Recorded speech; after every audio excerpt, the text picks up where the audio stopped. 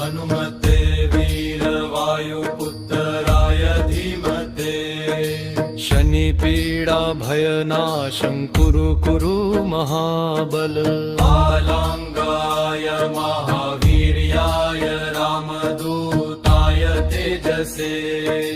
ग्रहदोष विनाशाय अंजनी सुनवे नमः कालेन पीड्यमानानां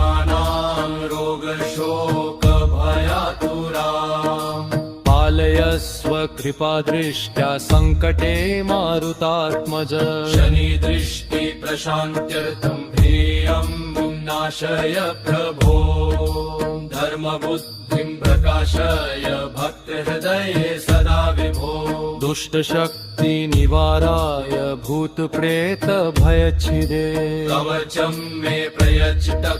रक्ष मां पवनात्मज शूलव्याधि विषादाना नाशकः शरणं हि मे आरोग्यं बलमेधां देहि देहि महाबल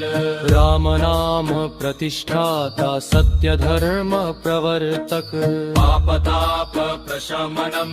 कुरु भक्ते दयां प्रभो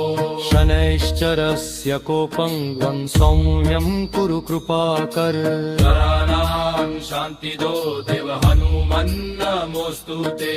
नाम्नालेखरञ्जनो भक्तः श्रद्धया पठेत् सदा तस्य पीडा विनश्यन्ति भयरोगाश्च नश्यतु